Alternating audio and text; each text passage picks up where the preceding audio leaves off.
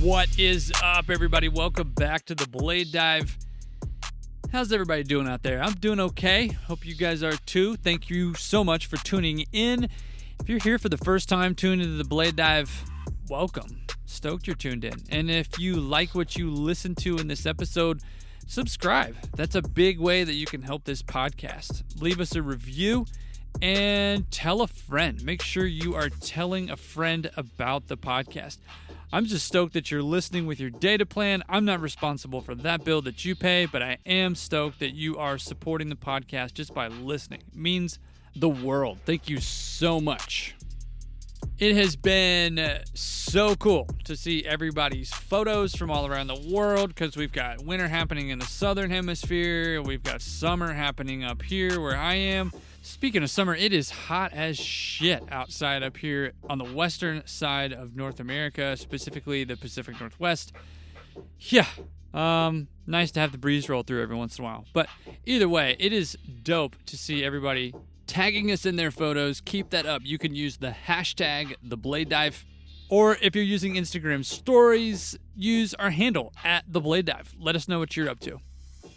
My guest today is Cody Niebrugge, and Cody is a G. Like, Cody is a straight up boss. Like, came from the operator scene and got his background there, but took an interest in becoming a mechanic and now does both. He's an operator, demo operator, specifically for Prenoth, mechanic contracted for Prenoth, and began his career and spent all kinds of time at places like Lake Louise, Revelstoke, Hotham in Australia. I mean, the guy has definitely been around and spent some time in the machines. Cody is the owner-operator of Cody Industries alongside his wife, Mandy, and they specialize in, you guessed it, snowcat maintenance and repairs. This one is dope, and I'm excited to get into all things service and shop related with Cody, but you know the deal. Let's get into it. Grab your favorite drink, kick your feet up, and if you're in the machine anywhere in the world, turn up the volume. Go ahead and give it the juice. Already.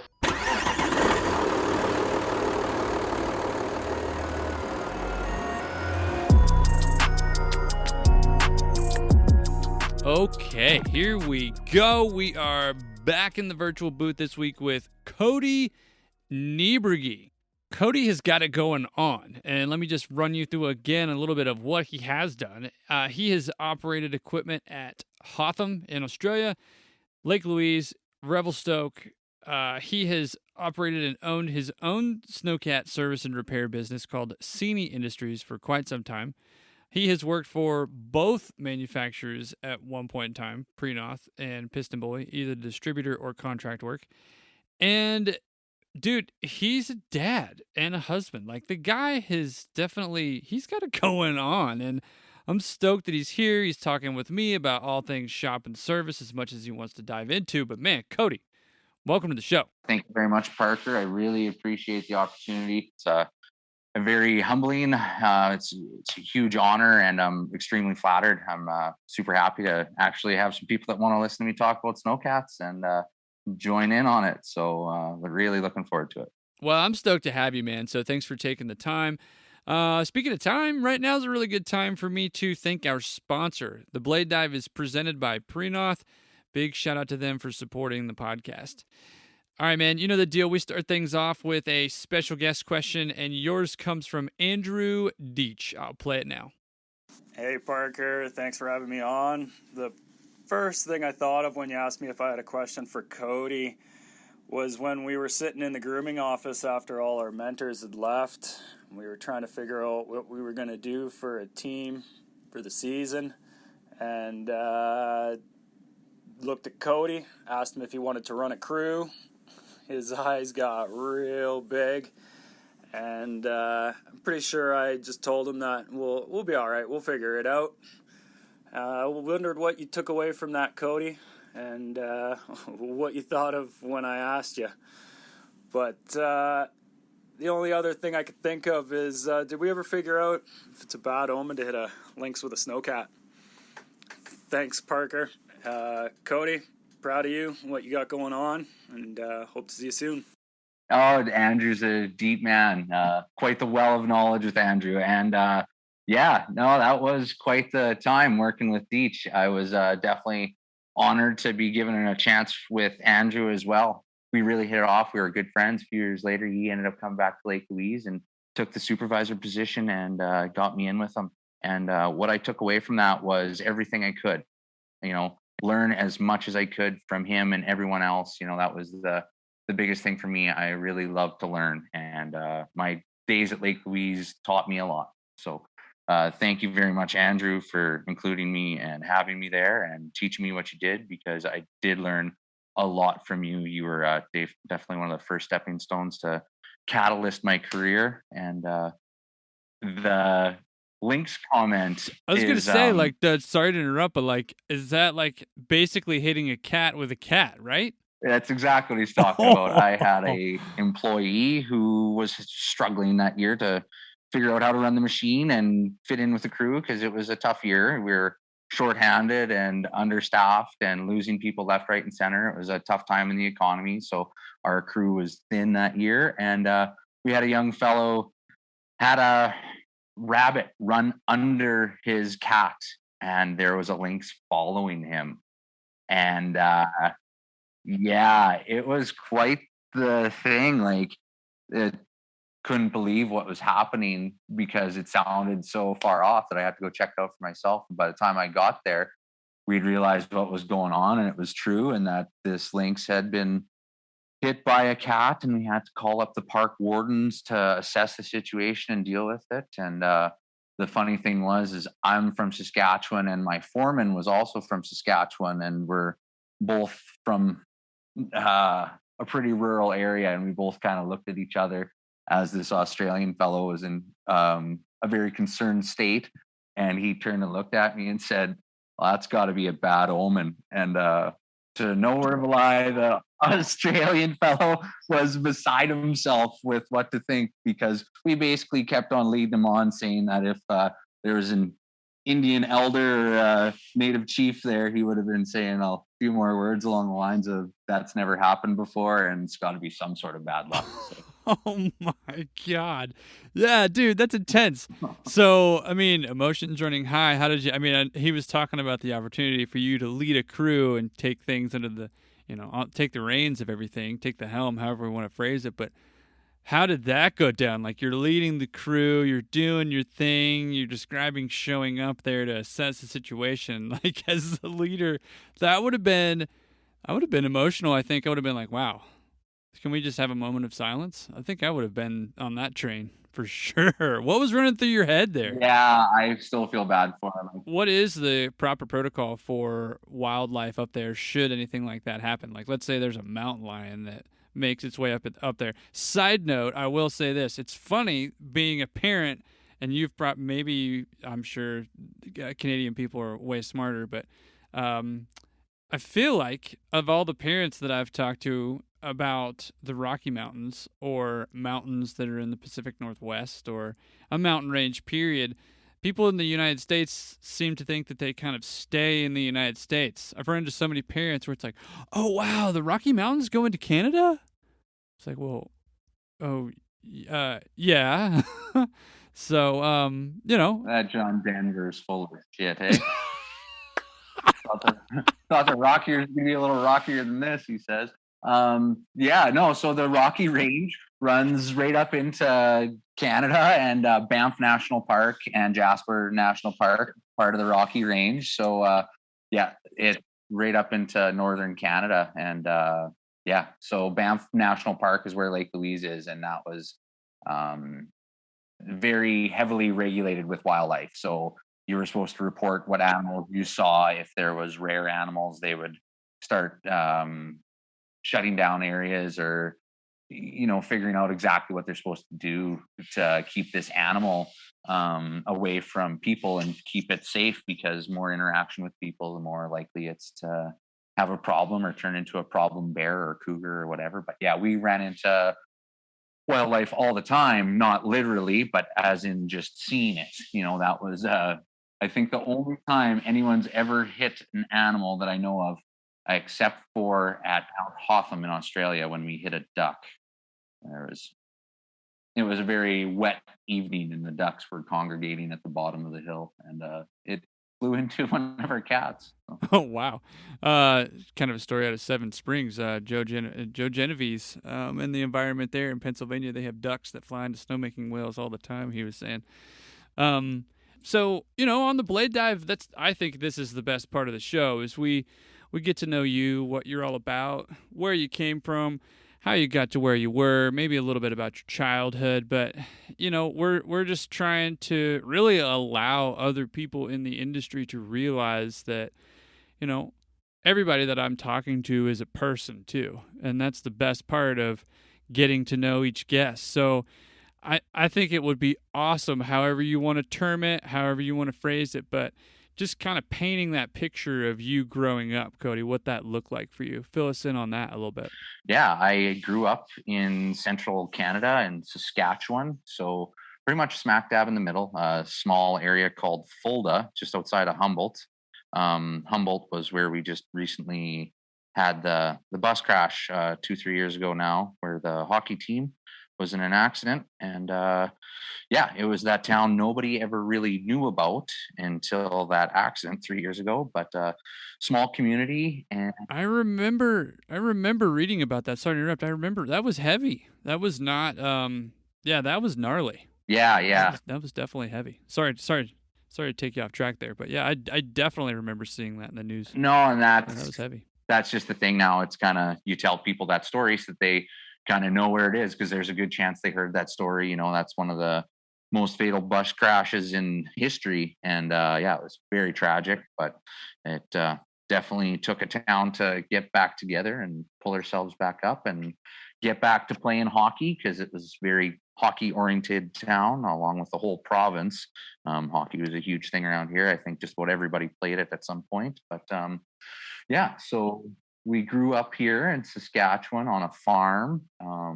We were a grain and pork farm, so very colorful childhood. I grew up with my brother, and I feel sorry for my mom and dad, because the stuff we did was nothing short of having mini wars with BB guns from across the yard. And it was everything. We'd stole my dad's truck on a regular basis to go for joyride, because we knew at age 6 and 8 years old that there's nothing the cops could do to us if we were on our own property. We were just, farming, we were out checking the crop. No matter what the cop had to say, there's nothing he could do about it. So my brother would run the gas and the brake, and I'd run the steering wheel for a while, and we'd go for a bit of a joyride checking crops, quotation mark checking crops. And we'd usually get paddled purple until we couldn't walk when we got home, and we'd do it again next week. Wow. And we spent a lot of time getting into trouble. So. I mean, I can only imagine. I'm living vicariously through you right now, but had to have been pretty awesome growing up on a farm. It was great. I wouldn't trade it for anything. We led a very isolated life compared to a lot of people I've met since. We didn't get to town much, and we only saw the few people that live near us most of the time. And there's playing in the pig barns. My dad would go to work, and we thought that was fun. We didn't know any better to know that going and shoveling pig shit all day was not fun until we were about 6 or 8 years old, and started to clue in, like, hey, this isn't a whole lot of fun anymore. It stinks pretty bad. We stink pretty bad afterwards. And every once in a while, my brother would get a little frustrated with me. He'd look at me and get this weird look on his face, and all of a sudden there'd be a shovel full of pig shit flying my way, and then there would be another battle that ensued, and Dad was usually straightening us out, and we're covered in crap, and my mom's hosing us off out in the yard as we're probably still wrestling and fighting because I had poop in my mouth. So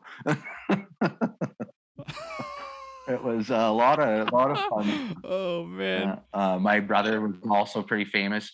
He was really good to me. My brother was awesome. He always take me to do stuff with his friends because I was the youngest. I didn't have a lot of people my age in the area. So I was younger by 2, 3, 4 years at least all the time. He'd take me with me or meet with him and his friends and go and do questionable stuff and learn bad habits and bad things. But we had a lot of fun, but definitely at my mom's stress expense. She was paying for it for sure. So Yeah, I bet. Well, so you mentioned your brother was kind of like a big deal. What did he end up doing, either as a kid or later on in life?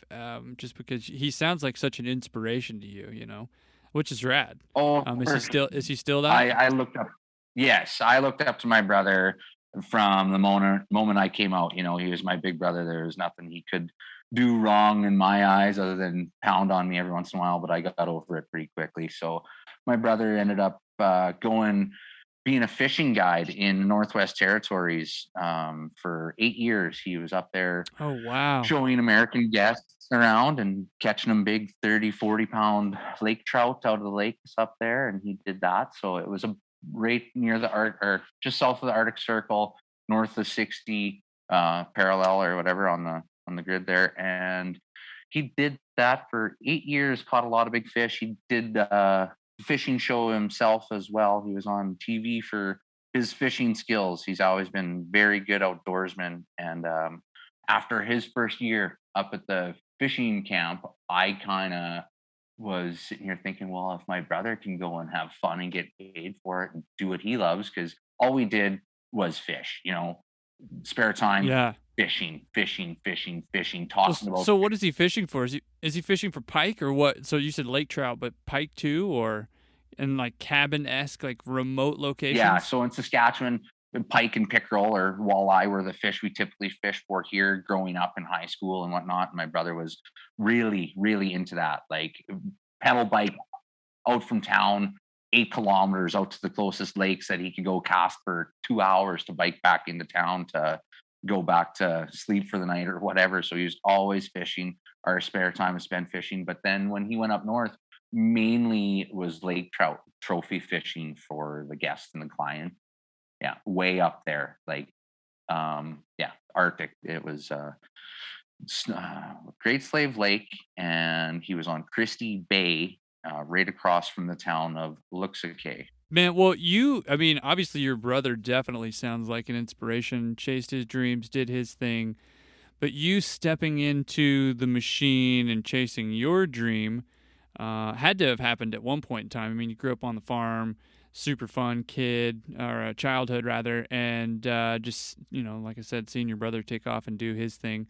When did you jump into the machine? Was that something that as a kid, and maybe this is, I'm jumping ahead here, but was that something as a kid that you were obviously on the farm, you were around, you're super interested, your brother's toting you around in the bucket, probably may have come second nature, I don't know, but when did that happen? Or was it just kind of a offshoot of maybe a snowboarding or skiing interest and you were like, oh shit, like I could maybe get into running this piece of machinery somehow? Well, my mom was born and raised in Calgary and she did a lot of skiing in her teenage years.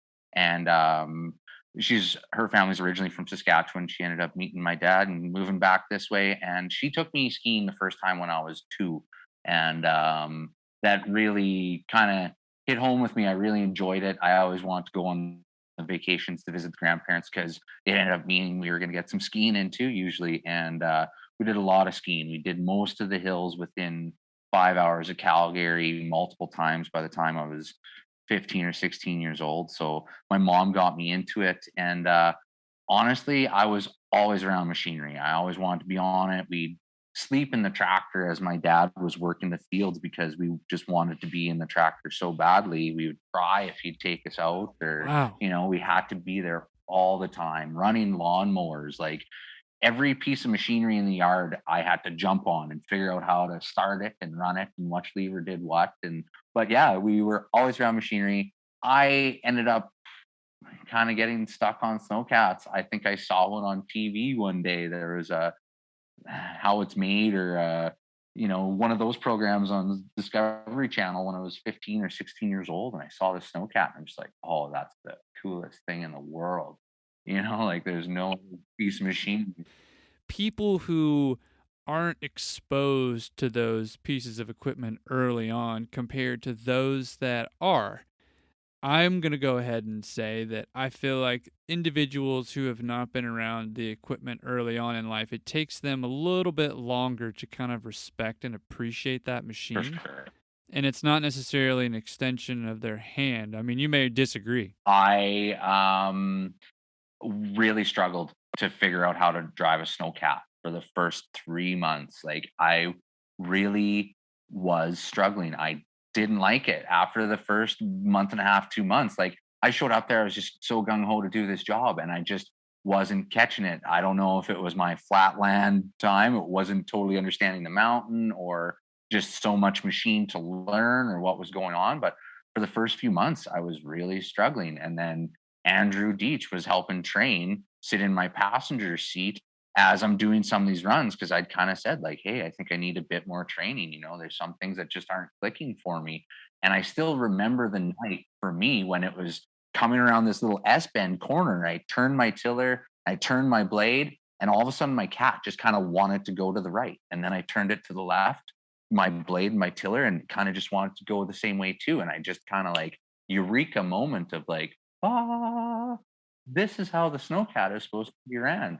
So having all the experience I did, like, I was dozer pre-employment training, loader pre-employment training, running driven equipment all my life, and to hop in a snowcat, I was just like really trying to figure out what the total goal was. And working at Lake Louise, it was thrown to the wolves. Like, either you figure it out or you don't, right? So they gave you the time that you deserved, and after that, you were expected to start pulling your weight. You're being paid for a job, do the job. And at first, it really struggled with it. So honestly, no, I don't totally agree with that statement. I think some of the people that come in with no experience come into these machines with a totally clean slate of like, this is this and this is that, and showing everybody this machine. They've got nothing preconceived in their mind about how transmission from this machine to that machine might work differently, or blah blah blah. It's I also think too, a lot of the kids from the prairies with equipment experience are a little bit rougher on stuff right off the hop, because they're used to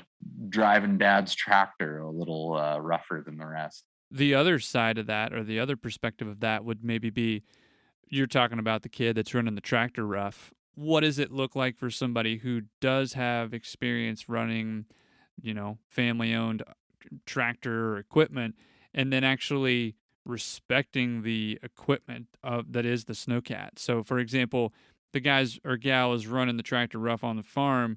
Is he going to treat the snowcat the same way and just be like, oh shit, this is more difficult than I thought it was, screw it, I'm out? Or is the individual, does that make sense? Totally. Does that make sense? Yeah. Totally. And I've seen it both ways, and honestly, I've seen kids come from the farm with a very small farm and very humble, meager beginnings, and they treat that stuff very nice. And then I've seen the kids come from big farms with big money, and they are not too happy when something's not working right for them and it should be fixed, because they're used to being able to have top grade equipment. And some of these ski hills, they're mom and pop owned, and it just is what it is. You take what you get, and it'll get fixed when they get the next invoice paid, or however it works, right? Yeah, totally. Well, it kind of translates over to like the hiring pool as well. I mean, you've got there's people who apply for a job and say they've got equipment experience or what have you from wherever they got it. And then as the person that's doing the hiring, you're going, well, yeah, I think they'll pan out pretty well. They've got equipment background. They could probably hack it. And you've got a total random set of variables with snow, weather, and wind, so many constraints that can mess with your head too, beyond just being able to operate the machine correctly. Some nights you can't even see. And then it's kind of like the baseball scout or the sports scout, where you're like, oh yeah, he's a 5-tool player. He'll totally work out. It's great. Or, she's incredible at what she does. She's definitely going to work out. She's going to get picked up, by a team or drafted or however it plays out. We're going to pay her big bucks. And then they don't end up panning out as players. It's just same thing kind of translates, I feel like, with employees. You can peg somebody as a, this is going to work. And they could either have no experience or experience, and it all boils down to them and if they're going to be passionate about it. or if they're going to take an interest. It's tough. I feel like to hire correctly would probably be the best term to describe it. I've hired on resumes thinking previous experience looks great, perfect, awesome, and the guy just doesn't pan out, doesn't like it, didn't agree with something, or thought he deserved better and had to go. And then the next guy you picked up from Australia, never seen snow before, had no idea there was a thing called snow, showed up, thought it was so cool, didn't care what the pay was because he was just here for a good time, ends up being one of the best employees you could ask for because he's just stoked to be here and wants to get the free pass and go riding, and he cares about what the run looks like because he wants to ride it the next day. So it's very hard, and from now on I've basically come to the point where my hiring, it just includes attitude, because you can't train attitude, you can't fix attitude. Either they've got that or they don't. And like I've said before, apes use tools, like they put a stick in the hole to get termites. You can train how to use tools, and a snowcat's a tool, and some people will pick it up and some people won't. Yeah. And I'm definitely jumping ahead here too, but you've got obviously operators, drivers working with or alongside mechanics. And sometimes I feel like that attitude of the clever clogs or the know-it-all, you know what I mean? That doesn't really transfer well over towards the mechanic, especially if you're trying to communicate how the shift went or what the machine's doing, or what really needs to be fixed. I think that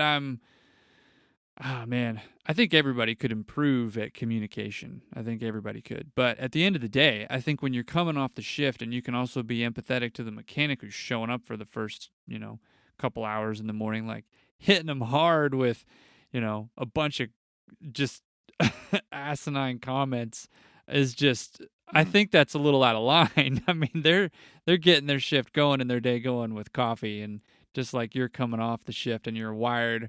It's like everybody has already said on this podcast, being able to read the room a little bit is super important, especially when you're walking in to talk to whoever is working on the equipment. Oh, for sure. Yeah, it's a very cohesive relationship, or like it's very intermingled and dependent on each other on how successful each department's going to be with that relationship. Because if your supervisor of your maintenance department and your supervisor of your snowcat grooming department don't jive, it's just going to be trickling down the entire department to everybody. And you have to make sure those communications are set up properly, whether it's systems. Is it not working that mechanic and operator talk in the morning because they're conflicting part of their day? Like, are they just showing up groggy or just leaving groggy? Are they going to have a bad way of interacting? And is it better that you leave a voicemail of what's going on, or an email or a letter or whatever? But as we were kind of talking about some of those things too, so much is left to the imagination when you're just writing something. If you sit down and talk to the mechanic about how, oh, my joystick wasn't working, it was only when I was like 2/3 of the way over on my joy on joy function that it would cut out or it would go full swing, blah, blah, blah. So I think there's something wrong on the right side of my joy on joy. And if the mechanic's grumpy and doesn't want to hear it, and just, so you really need to make sure you read the room correctly and communicate with respect, because as long as everyone's on the respect level, at least you have a base to work up, right? I love talking about this subject. I think it's super important. For sure. I've been there too. I've been the rookie operator rolling up to the shop at 7:00 at night when the mechanics work till 8, and being like, I just had a whole tandem fall off. Like, what do I do about it? And the mechanic looks at me like he's gonna murder me, but he just kind of shrugs it off, laughs, and says, "Oh, okay, well, grab a wrench, help out, let's get this thing back going," and gets me going. And then to the other side of it, I've been the experienced operator walking in being like, "Hey guys, we had a machine go down because of blah blah blah, just a hose blew. and all of a sudden, rah, rah, rah, rah, just pissed right off because now they've got to get up and go outside and get the oil and do this repair and dig out the oil and do all this stuff. And I feel for them now that I've been in both positions, but yeah, it's like you said, you come tippy toeing up to that shop, like, okay, so how am I going to talk to this mechanic today about what I need to get accomplished? Like, maybe donut. But I wanted, we can dive more into that too, but I definitely want to circle back to you and just how you, because you mentioned, both sides of the perspective. You've been in the machine operating, and then you've also been the mechanic. But your first gig was at Lake Louise, correct? Yeah. So after my How It's Done or whatever episode that I saw on the TV, I just kind of thought that was the coolest thing in the world and needed to get in on it. And I had a friend who was actually one of my girlfriend's friend's brother was working at Lake Louise, and he was in charge of a department. And I called him, I think it was March, and I'm like, hey, I need to get in contact with hiring for snowcats because I just saw this thing and it's so cool. I gotta do this. And then, okay, yeah, fair enough. Here's the number to the grooming department and the slopes department, blah, blah, blah. Start working on these few people. So every Friday at 3:30, I was calling because I thought that would be around coffee break. And I figured, everybody would be there on Friday, being a busy day. So I started calling in March, and I think I skipped a week here or there, but I just kept calling Fridays. Finally, I got to the end of the chain with Michael Perks. He was in charge of the slopes department at that time.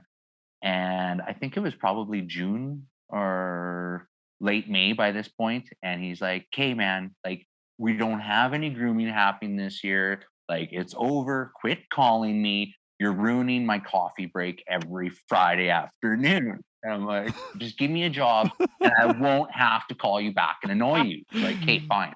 I'm not even the supervisor of that department. It's not my area to hire, but you're hired. Just quit calling. Show up in November, So he's like, "Yeah, end of November. Oh my God. It's when our World Cup starts and we'll have a position for you. Don't worry." I showed up October and wanted to make sure that I had my spot, that they weren't going to give it away on me. And I still remember the look on Mike's face. He wanted to definitely wring my neck for being extremely annoying. And then he took me up to the shop and said, "Oh, well, we're 8 weeks early, so we don't have any work for you. But if you know what tracks are, we can get you working on those." And yeah, sure, whatever, for a paycheck, I'm good. And then I realized what I was up against. We had 11 sets of tracks that needed to be torqued. Every bolt, I did, I think 8 or 9 of them in those 8 weeks. And that's how I paid my dues, to show that I was going to stick around and I was dedicated to driving snowcats. And yeah, it was, I still kind of feel embarrassed for how annoying I would have been, but in the same sense, I got what I wanted, and it worked out for me. So I've mentioned it before on the show. Like, I think it was, it was Harmony Johnson's episode. Just, when you're making the effort to show up and you're talking about an opportunity with somebody, you may not get the gig, but at least you're trying. And, push come to shove, I don't think anybody right now especially is going to go, turning people away who are interested in doing track work, irrespective of what they're looking to get into, whether it's the snowcat or grooming in the parks, or free grooming, alpine grooming, flat tracking, whatever they're interested in doing. I think if that's your way of knocking on the door, keep doing it. Don't give up. Like, that's awesome that you went that route, man. I'm sure they probably thought you were super annoying. Yeah, he's told me once or twice since that, that was really annoying, and I didn't want to hire you, but I didn't want to go back on my word. But once you showed up, it kind of all started to make sense. They saw that I wasn't there to just snowboard and get a free pass and party and drink. I was there to drive a snowcat. I wanted to learn about these machines. I knew they were something I was really interested in, because, like I said, I had that dream when I was 15 or 16 years old. I was driving down the main run towards the lodge, listening to Slayer, Raining Blood, and just shaking my head loud And then one day I'm driving down the hill and that's happening to me. And I literally had to stop because I was so creeped out with the deja vu I had. Like, whoa, I dreamt this at some point in my Yeah. life and I'm here now. Like, whoa. Wow. Wow. Well, see, sleep is like, I mean, I don't remember all of my dreams, but I definitely feel like sleep, we as people kind of slip into this unconscious state. And that, yeah, oftentimes we're allowed to have some glimpses of the future, but whether or not we actually see those is kind of up to us. But it is trippy to think about that, like, because that's a pretty specific dream right there, man. That's dope. And then just boom, having that occur, that's pretty sick.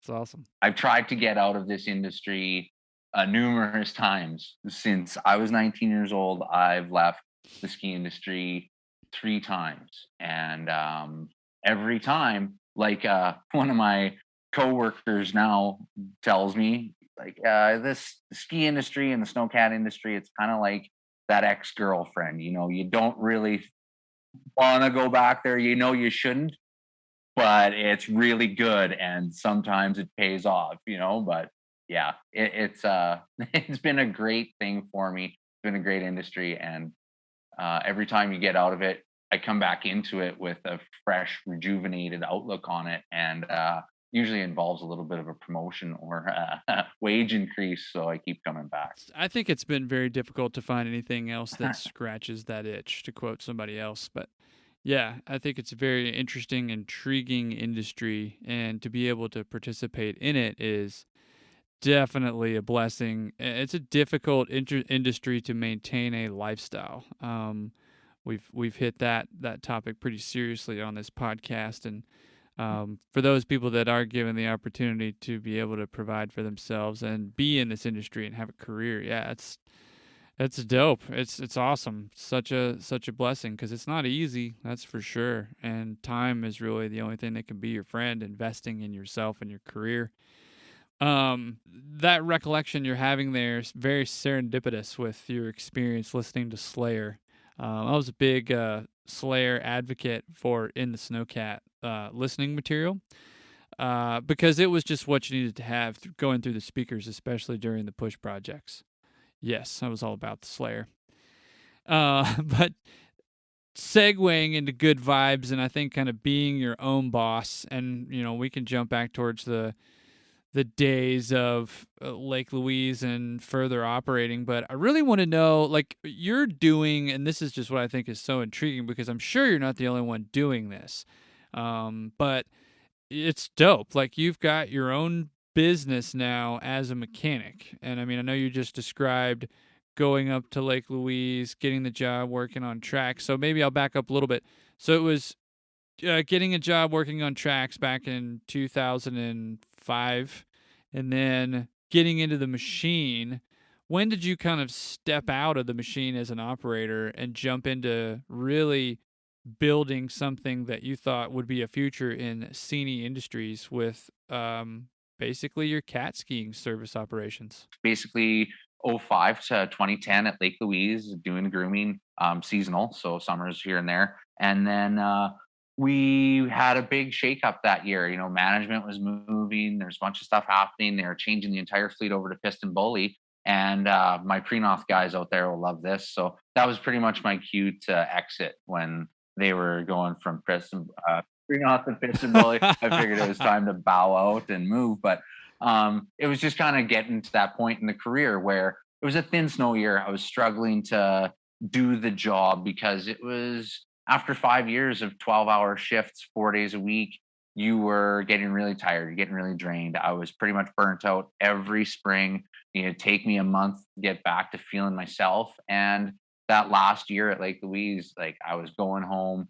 I'd start my shift at 2:30 or 3 in the afternoon after driving from Banff. So 45, 50-minute drive, get to the hill, work from 2 until usually 4 in the morning, because I wanted to be there with my crew as they were coming off the hill, and then drive back to Banff. It was 5 in the morning. And my wife was just getting ready, or girlfriend at the time, wife now. She would wake up to me coming in and whatever. And I would lay in bed and moan and groan because I was so tired. And within seconds, I was already sleep talking about how there's no snow on lookout and how am I supposed to keep this run open if there's no snow. And, I don't know if it was intentional, but Oh man. the next thing I know, a whack in my mouth is a backhand saying, like, shut up. You're ruining the last 15 minutes of sleep in my day, which are the best 15 minutes. It's like when you hit the snooze button, you get 10 minutes. It's like the best 10 minutes.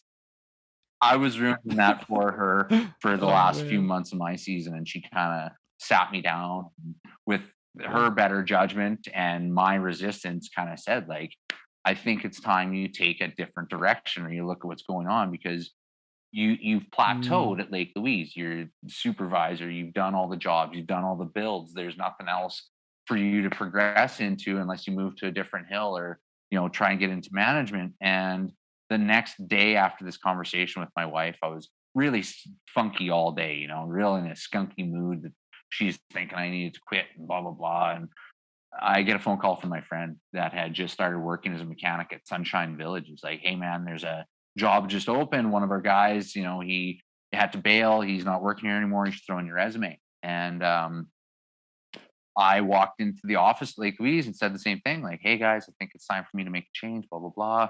And we went through the whole paces of it. And we kind of found at the end of the day that Lake Louise wasn't the place that was going to be the best place for me to flourish. So I took the job at Sunshine Village and a little bit extra pay from Lake Louise is Wow. offering, and jumped straight into fixing piston bullies instead of driving them. So I I started my Wow. mechanic career at Sunshine and did a few years there and kept on progressing as it went on. From Sunshine, I went to the agriculture industry. That was one of my trying to leave the industry times. I got away for about a year and a half. And Oh, that's yeah, that's so cool. I Were you passionate about that when you went and did that? I mean, obviously you said I would have to assume that maybe passion wasn't there. You wanted to be good at it, but was it something obviously from your farming background and being around that as a kid up until like the age of like 10 or 12 that you were like, "Hey, this could be cool." well, honestly, like, no sugarcoating here. I was working at Sunshine for 2 years,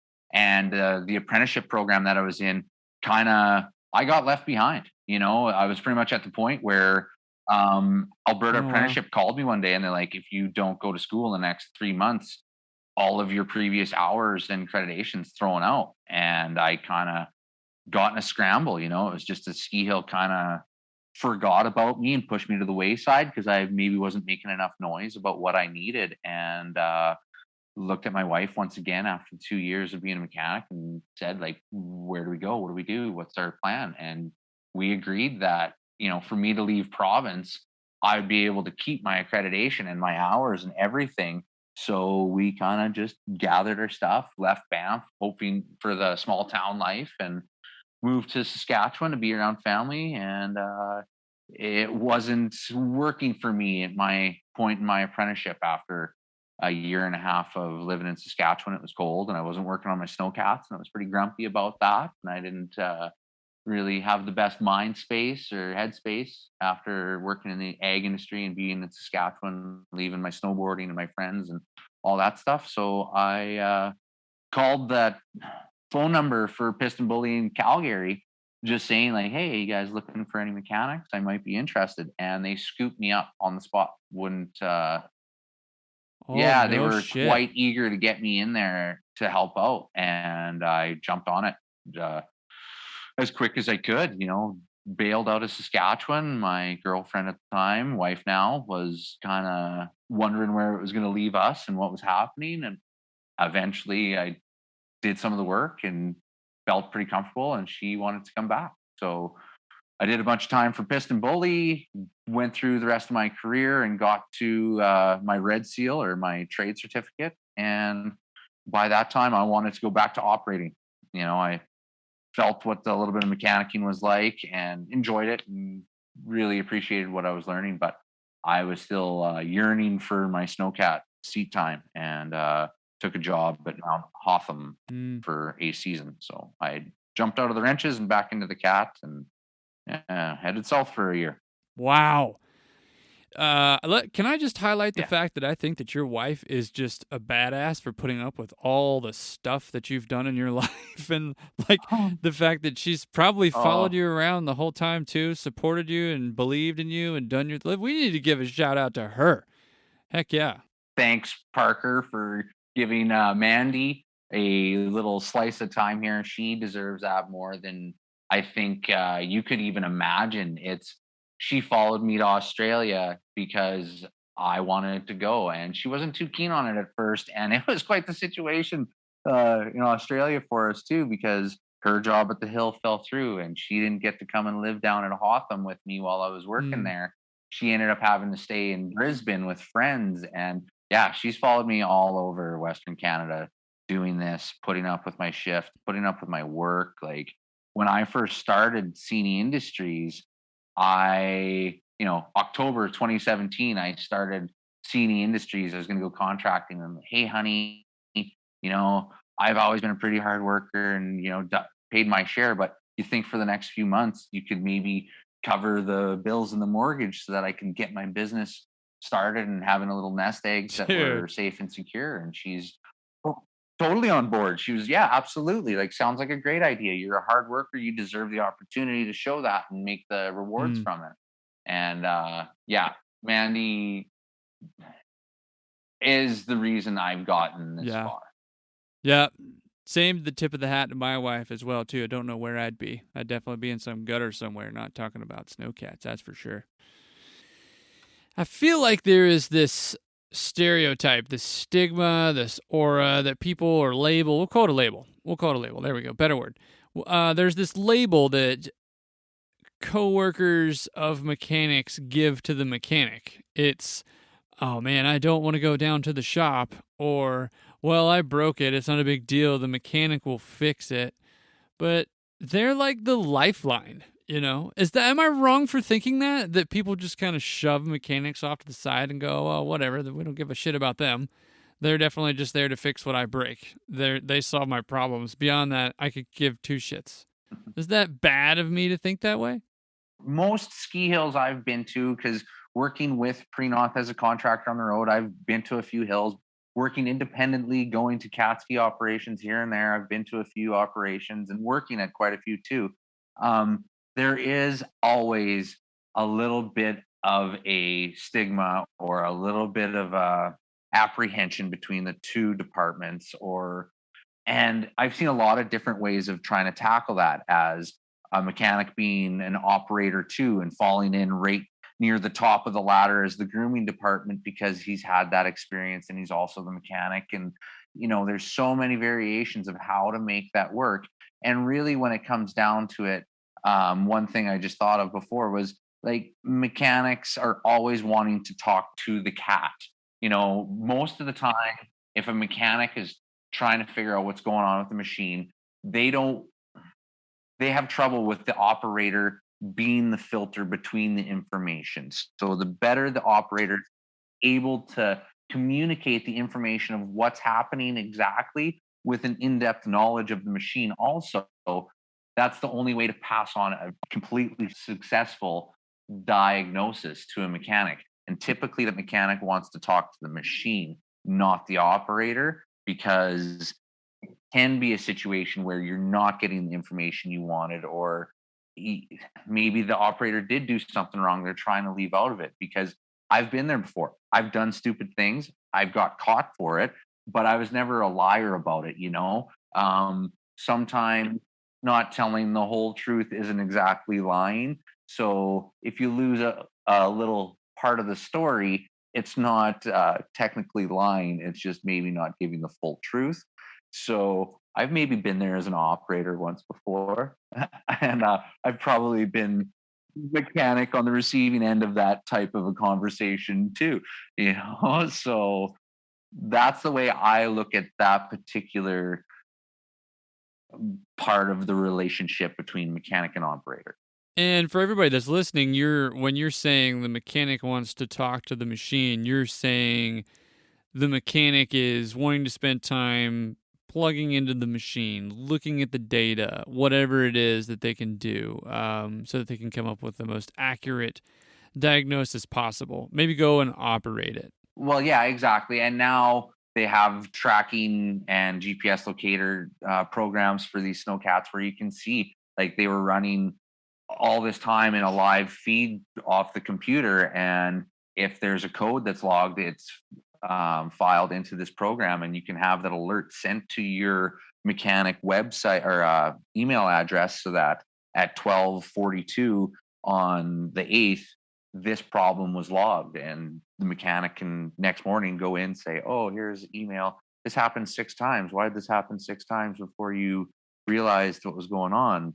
Or, vice versa, whatever it ends up being, but I think that has always been the goal, is that type of communication right in the machine with your fingers plugged into it, understanding what happened the night before, or why did that problem come up. Speaking of problems, I've got a special guest question that may be a problem if you don't know the answer to it, but I'm sure you do. It's from Corey Little, all the way down in Australia, contributing to the podcast. Super stoked that he has contributed. I think he's like the dude for Prenoth down there in Australia, correct? Yeah, Corey is the man, or the ninja, they call him. He's got some diagnosing skills about him, and he's very quick about it. But Corey's a very good friend. I met Corey in 2005, my first year at Lake Louise. He was a mechanic that came up from Perisher to do a season at Lake Louise on a work exchange program or whatever, to keep a guy working through the year and get him traveling, from what I remember. And he went back, continued work at Perisher for, I think 14, 15 years, and ended up starting up a Prenoth division in Australia. From what I understand, he is one of the top Leitner guys in the Southern Hemisphere. And yeah, a lot of respect for Corey. Big help, always big motivation for me to be a mechanic, that's for sure. Very cool. Well, Corey has about 22 seconds of a question that he's going to ask you, so I'll play it for you right now, man. Hey, guys. Long-time listener, first-time caller. Cody, tell us, what was the main influencing factor in your decision to move from an operator to a mechanic?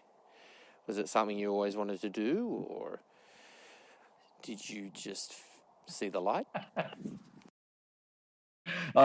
Corey, he's I don't know whether he's going to want me to share this or not, but he's the one that taught me the term, you're either a fixer or you're a fucker, mate. And I was sick of being a fucker, so I wanted to be a fixer. My motivation from moving from an operator to a mechanic, we kind of talked about that earlier, about the whole PB being ushered in, but honestly, I never wanted to be a mechanic. I grew up breaking stuff my whole life. I had no interest in doing any of it. I never changed my brakes. I never drained the oil on my vehicle until I was in my 20s. Like, just no interest. And I had one snowcat at Lake Louise, BR34, a 350 we'd acquired from a purchase program down in the States. And every night, about 4 minutes into the shift, it would go up the mountain. I'd get to Tower 2 on the gondola, and bleep, bleep, bleep, bleep, bleep, my light would start going off, and I'd look over, and it was the same code every night, a 3-4 or whatever it was. I can't remember. I'm pretty sure it was an atmospheric pressure code. So basically, there's a little sensor on the air filter housing or whatever that wasn't working properly, and we just weren't getting it replaced.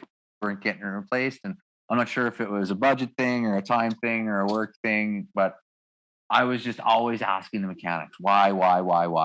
Finally, this one mechanic just turned and looked at me. He now works for Prenoth as a contractor as well, actually. And he did 10 years with them, but he's just said, Cody, if you want to know so much about how these freaking machines work, go to school, because I'm sick of talking to you about every little blah, blah, blah that happens to these machines. And, oh, okay. And that was just months before Mandy smacked me in the mouth saying, hey, shut up, quit talking about snowcats in your sleep. You need to take a different job, So it was like, I think it's time to listen to the signs that are coming to me and take a change. And guys like Corey really, really influenced that too, because Corey was someone that I was always calling for tips and advice on fixing stuff or what he'd seen, because down in Australia, man, those mechanics, I can't believe it. Like Hotham and Perisher and the shops I've been in, the tooling they have and the jobs they do and the responsibilities they have, it's crazy compared to what I see in North America or even just Canada, I guess, because I don't know what the States is like. Maybe it's a little different than us, but they're the millwrights, they're the cat mechanics, the car mechanics, the infrastructure mechanics. They're doing everything. They're rebuilding rams on the hill. And like these guys have had crazier problems with their snowcats that they're fixing than I can imagine sometimes. And they're successful in doing it. So a ton of respect to Aussie mechanics because quite the operation. Yes. Yeah, I would agree, man. A huge shout out to Corey for contributing to the podcast. And I got a question for you, Cody. What classifies a mechanic as a good hire for the shop? You know, I've seen some awesome mechanics. You know, some of the best living where I do and growing up where I am. Everyone is very resourceful around here. You know, there's a lot of people that fix their own farm equipment and fix their own stuff and extremely knowledgeable on the stuff around here. And they're great mechanics.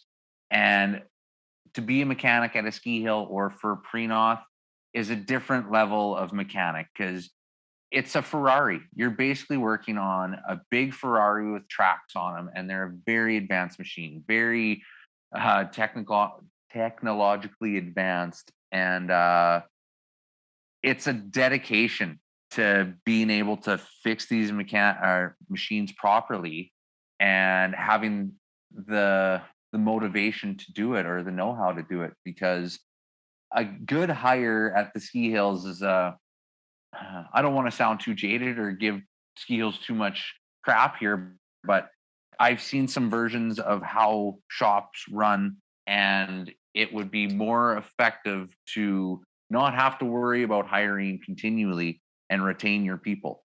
But a good hire for a mechanic would be someone with good motivation, willing to learn, excited to be there for the job, and the interest in the machine.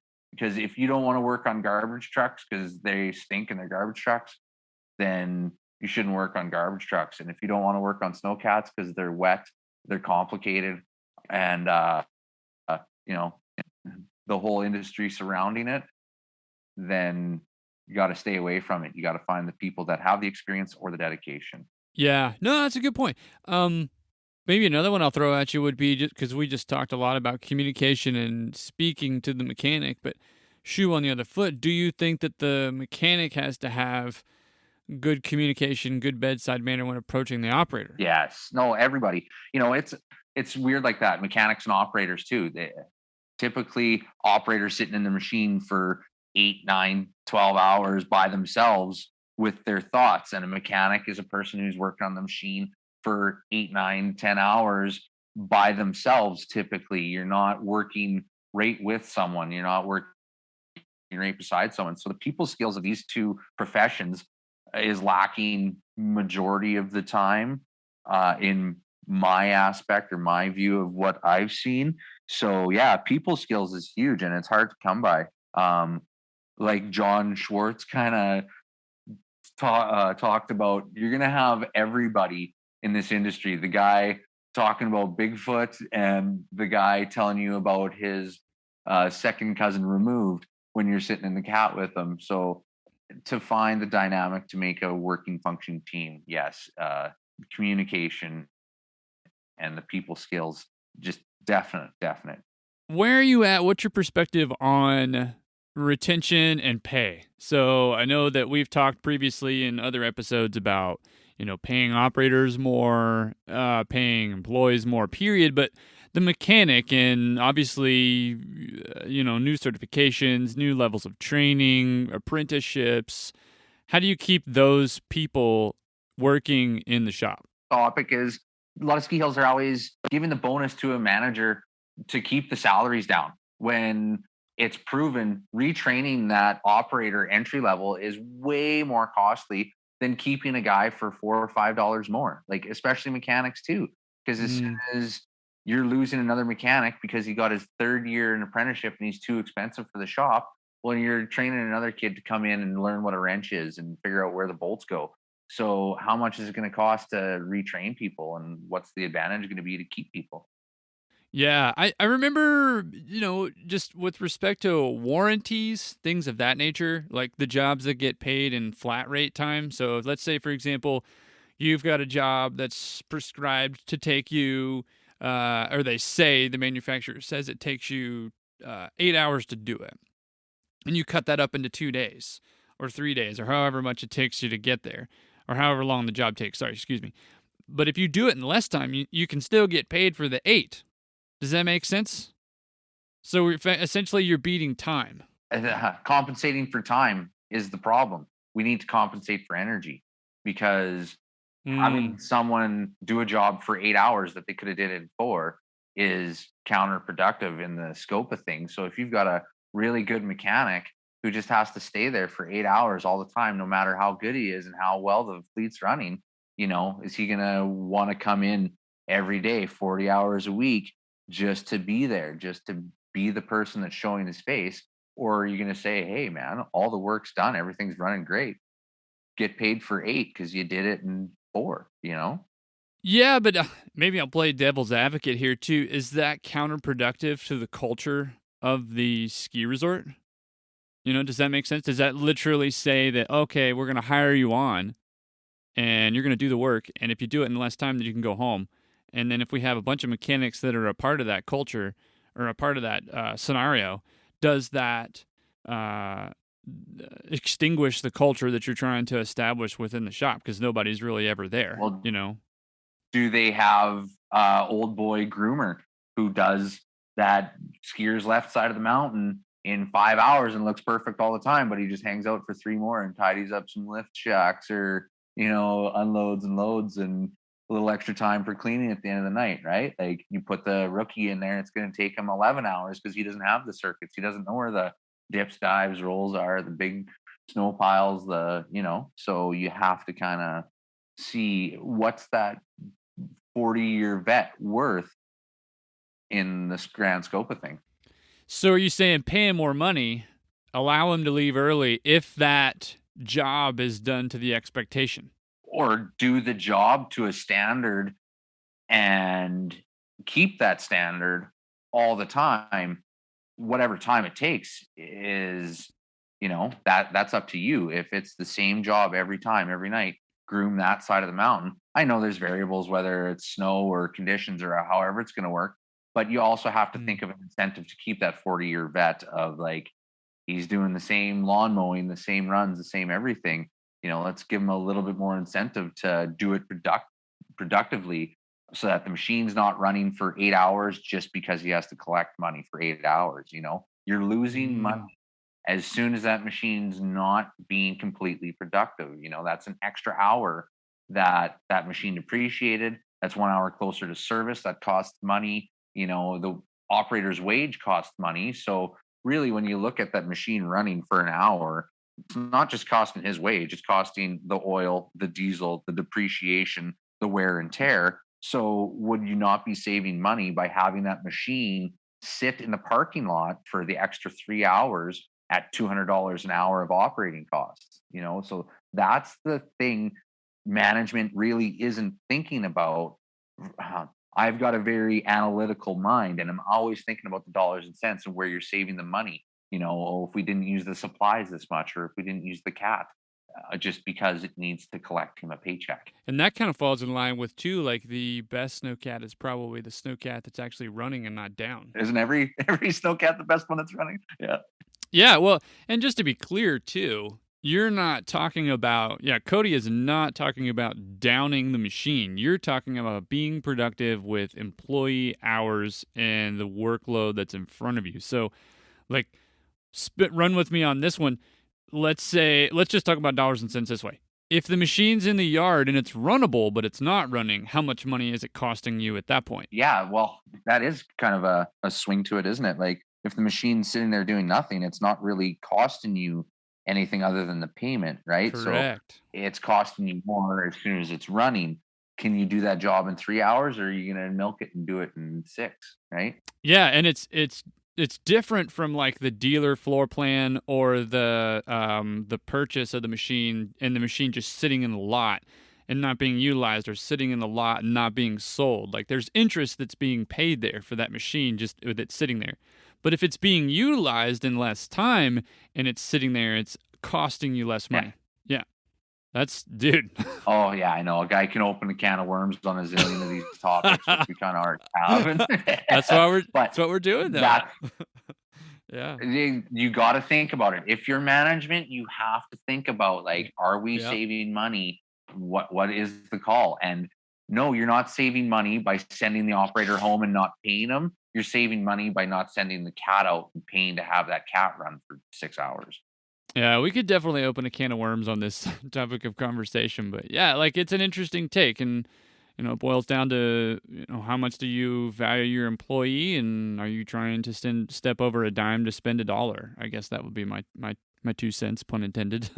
But I think let's jump into the push road question of the day. I'll roll that intro. Here we go.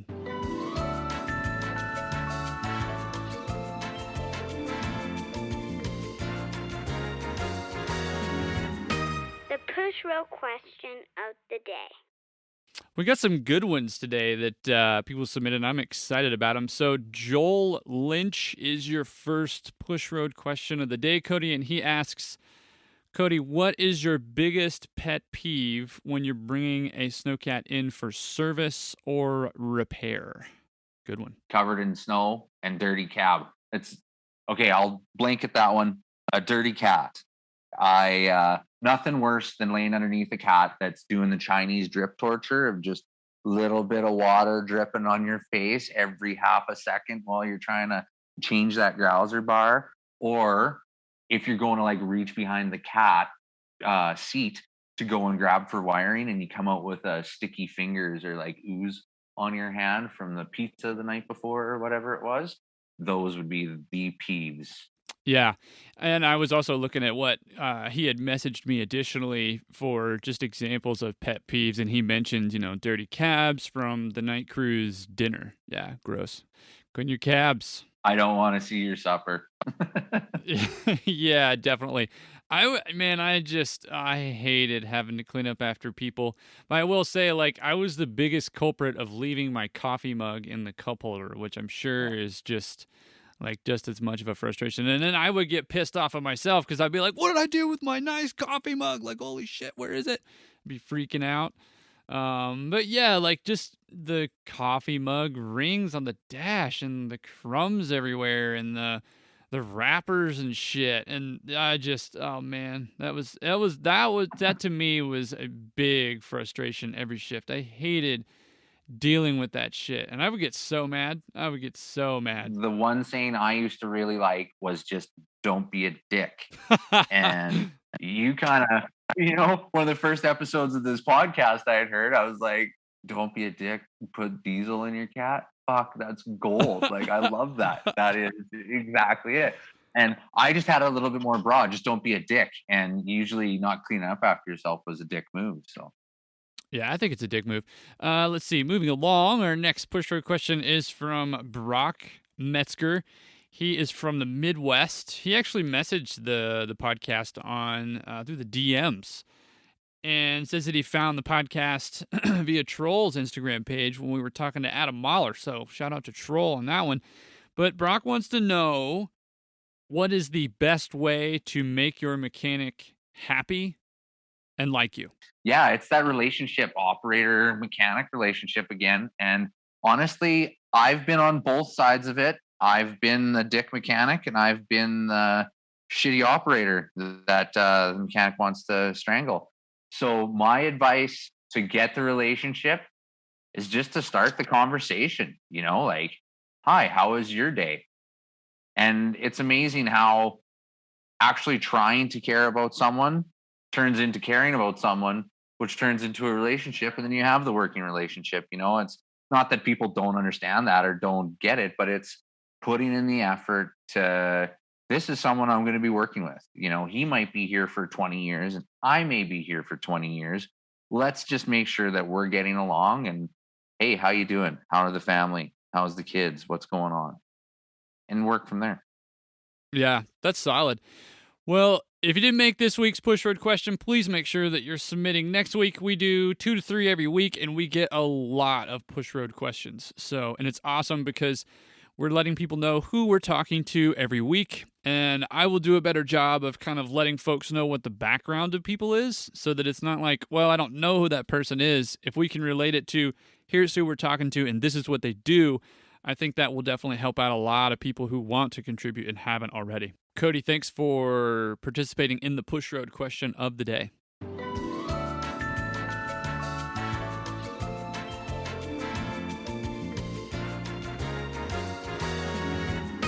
The push row question of the day.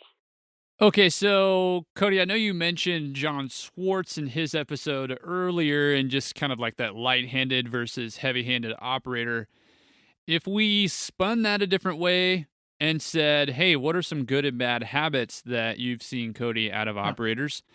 What would those look like? Just composure of yourself when you're driving. If there gets to be a tense situation, you're a freeze up or stressed out person at that point. You're not going to be reacting the way you should be, because sometimes in the cat it can be edge of a cat road or top of the mountain or the side of a tabletop with big consequences. So someone that's definitely understanding being calm and collected the entire time you're doing the job, to be able to separate your emotions from being overwhelmed by the machine and what you can get yourself into. Being hard on the machine, is just lack of patience usually, from what I've understood and from what I've experienced. I've been behind the sticks of a cat and not operating as softly as I should have been in many circumstances. Understanding the machine enough to be able to get you in and out of trouble is a good asset as well.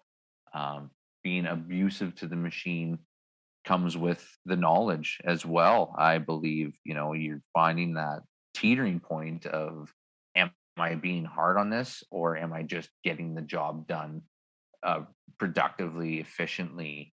Because that is always the struggle. How is my operating affecting the machine and my possibility of getting to the end of the shift?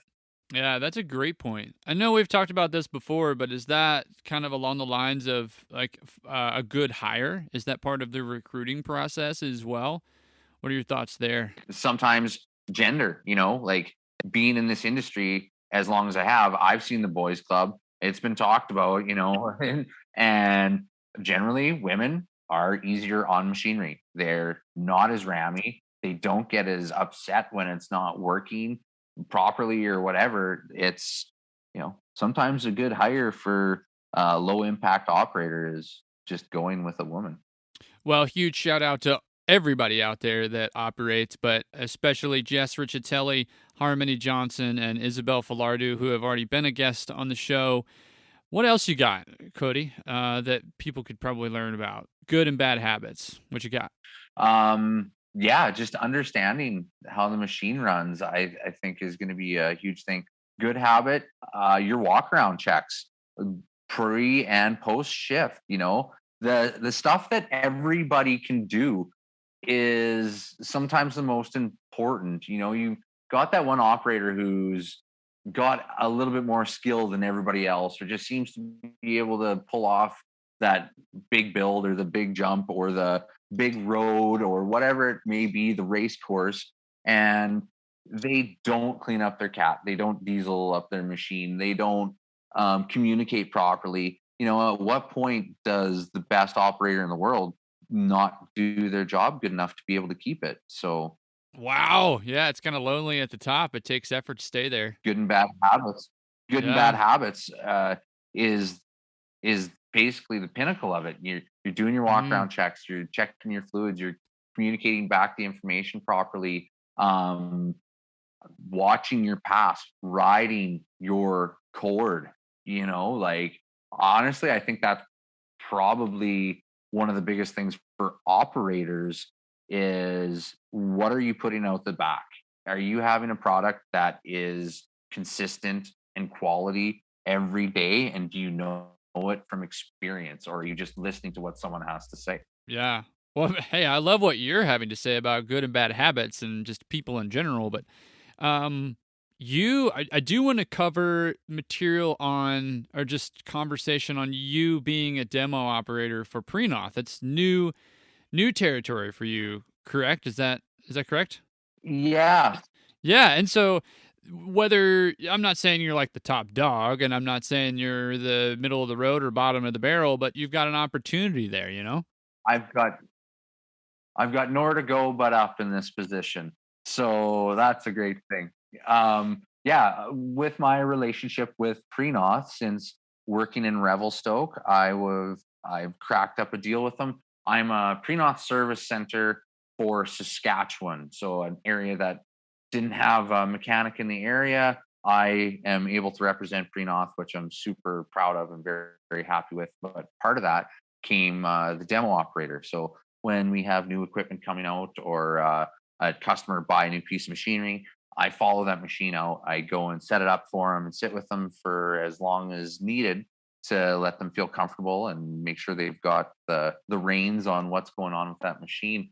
And yeah, done a few demos last year with the Rona being in place. We were very minimal on our operation last year. I was out in Seymour for a few days helping those guys out with the new machine they were looking at, and I've been to Red Mountain doing some demos for them a few years prior, kind of my first gig as the demo operator. And yeah, really enjoy it. You know, it's been a dream job.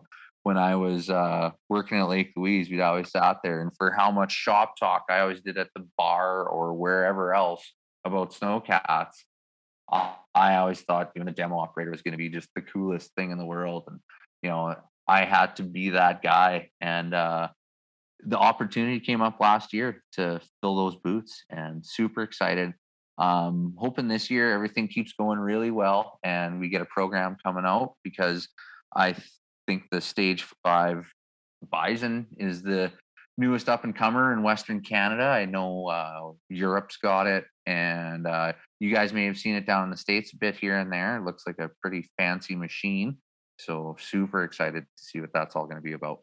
Well, and I think you brought up a really good point, because you're going to a lot of different locations, but um, it's not like it's all roses. Like it's definitely a heavy lift, that job.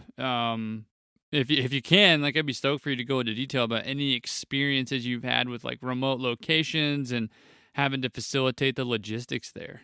Recently, me and my wife left Revelstoke. We set up our business and worked there for a while. We had a pregnancy come up, and it was a little bit more concerning. There was some health concerns there, and we got through everything fine with a very healthy, happy baby. But when we were living in Revelstoke, we realized that wasn't exactly the spot that was going to be flourishing for us. So we moved back to Saskatchewan, out in the prairies where there's only 6 ski hills and not much going on. But I base myself out of here, and I work all over Western Canada. So yeah, I'll put myself in Vancouver in a day and a half sort of schedule and find myself in Fort McMurray to go and drop off a new machine for them last year.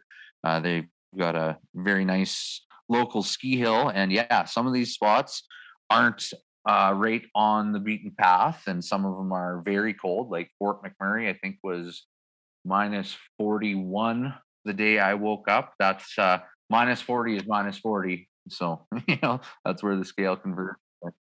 Yeah. So lots of travel. And you mentioned the family there too, but one quote that you and I talked about offline was something that I I think is very relevant, and it's that smooth seas don't make a good sailor. Yeah, no, it is. And that's just it. You don't get good experience from doing all the easy stuff. And not to say that I'm super experienced or the most knowledgeable around. Like my team I work with in Calgary, I'm relying on them for diagnosing stuff all the time. They're some of the best mechanics I've come across in a long time, especially not on the level of general, you know, being the best mechanic, but they're clean and tidy shop. They're super professional. They're always willing to help any customers at whatever time, the phone is always on with those guys. So I'm just trying to be able to level up and own up to what they're putting out so that I can be one of those people too. Because, like I said, yeah, I'm entry level with the demo. I'm new with Prenoth and just super appreciative of it. And the biggest part is I feel like I'm able to progress with these guys. I'm able to make that next step. You kind of start to feel a little bit of a lull in your career sometimes when you're at this hill for too long or that hill for too long. And Prenoth has really given me the opportunity to make the best out of myself, and super grateful for it. Shout out to Prenoth, dude. Like, getting you the shot, man. I love it. Yeah, really great people. I can't speak highly of them enough. They're the shit. You've spent some time, like, speaking of the demoing that you've done, you've spent some time grooming skinny trails and Nordic courses. What's that been like, either demoing or grooming? I worked with Canmore Nordic Center for a winter as a snowmaker and kind of worked my way into a snowmobile groomer of their trails later on in the season. Getting in the cat was really tricky at Canmore Nordic because their operator was there for 27 years and he didn't like anybody touching his bomb deer. Don't touch that thing, that's mine. He smoked a lot of cigarettes and bomb deers. But the grooming was crazy because it very technical. If you're grooming at a place like Canmore Nordic Center with world events all the time, very critical of your product. Cat operators always criticized. The product you're putting out the back is always being scrutinized and talked about. And if it's not perfect, you hear about it. And when it is perfect, you don't always hear about it. But Canmore Nordic, and from what I've gathered, professional Nordic is very critical of the product. And it's tough to do. I'm not going to lie. Like, to keep your track setter perfectly straight around little corners here and there and up over the bumps, it takes a lot of time in the machine to really understand. And then once again, you got to be skiing your product. If you're not a cross country skier, you don't know that little tiller bump you accidentally left is going to crash a older lady that's going through the courses that's clipping along, because sometimes they are. That Nordic Center stuff and the Nordic skiing can be very technical for what we give it credit for sometimes, coming from the downhill world. Yeah, like, flat trails is definitely the goal there. I would view and somebody might think I'm crazy for thinking this, but I view like the really good, really talented Nordic groomer to be the unicorn, kind of like the really good, really great half pipe builder groomer. Like, that type of operator is really hard to come by. That's just the thing, dude. Like, put a camber on a corner the wrong direction and see what the Canadian nationals team coach is going to have to say to you in the morning. Like, he's going to come and rip your head off because you just screwed up the trail and potentially injured one of their athletes, So I've heard it before too, where the coach comes walking up like, what are you doing? Why are you not out grooming? Because it's -2 and I need that trail set. And it's like, well, your thermometer says -2, but our computer says +1. So no, we're not going out. And yeah, it's there's a lot of passion in the cross-country ski industry, that's for sure. Specific training, whether it is Nordic or elsewhere, but just in general, I think would be a good place to start. Training for new operators up and coming, or somebody that wants to jump in the winch for the first time, or whatever. Just where do you sit on that? How do we develop that? Is that in-house? Is it somebody coming in and being contracted to teach? I've said it before. I just don't think that resorts have a really good grasp on training. And I know that maybe you've been a part of a few places that have implemented some great training procedures, and maybe you've experienced them yourself, but where does that start? Where do you think that starts in trying to really get a handle on training the operators so that they feel valued? So the biggest thing I think with training is honestly the hands-on, to have someone in the passenger seat critiquing you, showing you why you should have moved the blade here or there, or the tiller this way or that way, is, in my mind, the only true way to see, is the operator getting it? Are they hearing me? Are they able to apply the information to the task at hand? And having said that, the online is awesome because it's right there. You can do it wherever, whenever, read through it. But if you're someone like me, I suck at reading information and retaining it. I'm the kind of person that you have to show me how to do the job or let me figure it out myself with your supervision to really do the job, because reading about it and going to do it sometimes doesn't spur my attention enough to keep me on task. So that's my thought on training. Training as many people as I did at Lake Louise. My first year, I was trained by Andrew and a whole fleet of operators, really. And by the next year, I was already training the next group of rookies. And that was really hard on your head to be able to tell someone why to do something with the cat.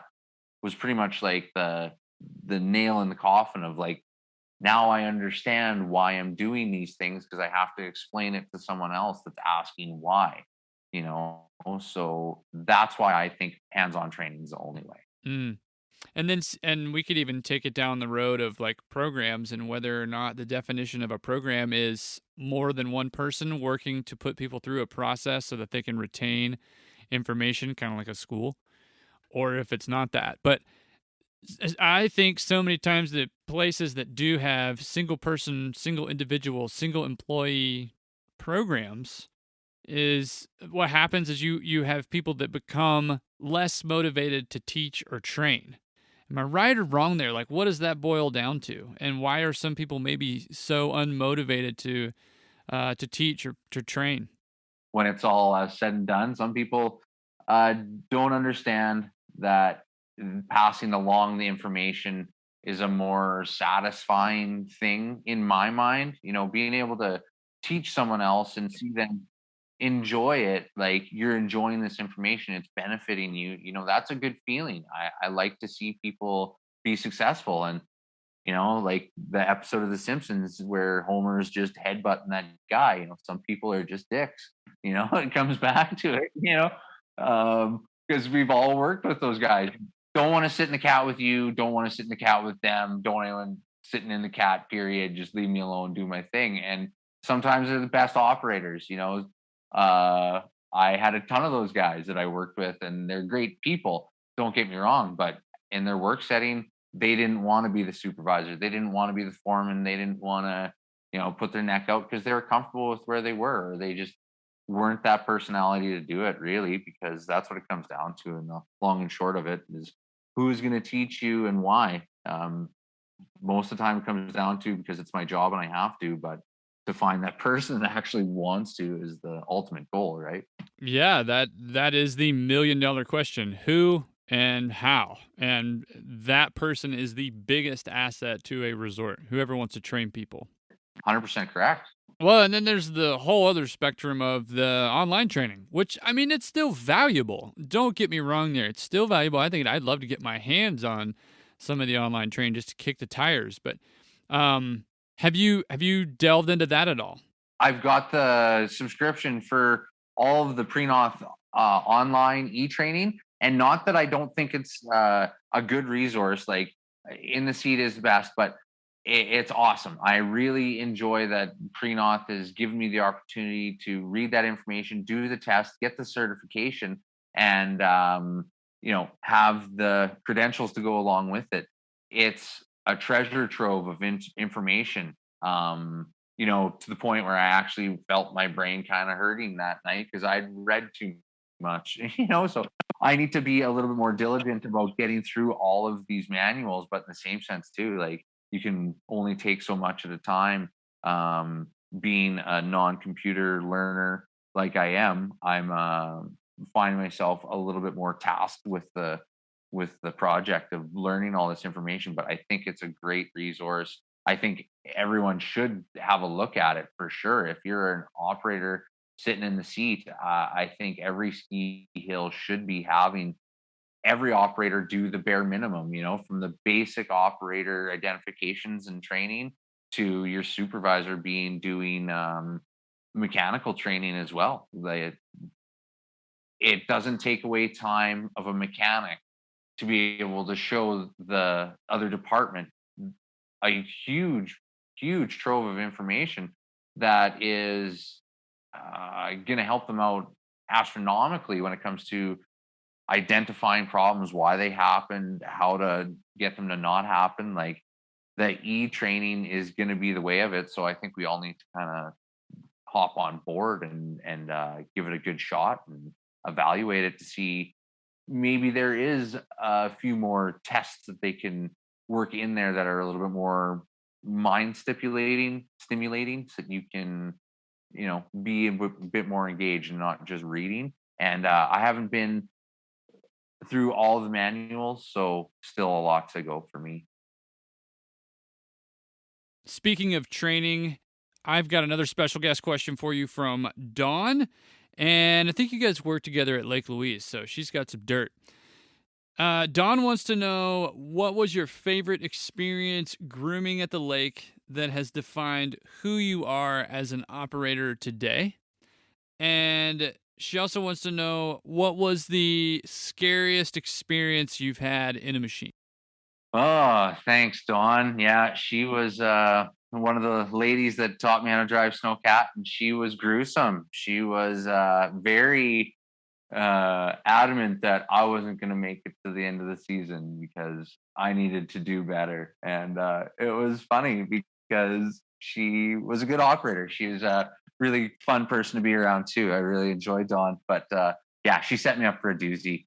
Top of the World Cup race course, she set me up with that huge windrow, and my cat was doing 180s down the hill. Like, I was completely sideways going down a pitch that was at least 40 degrees. It was crazy. Like, absolutely. That was a close second right there. That's the craziest thing I've done in the cat. Number 2.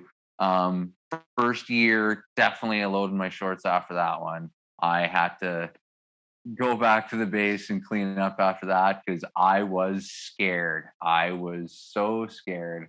Yeah, that was absolutely crazy. I'll never forget the look on Dawn's face when I got to the bottom of the run, because she was just as scared as I was that we'd wrecked something or that something else had gone wrong or that I was going to totally freak on her. But she ended up spending the rest of the night fixing that run with the winch because it was so destroyed. So that was her punishment.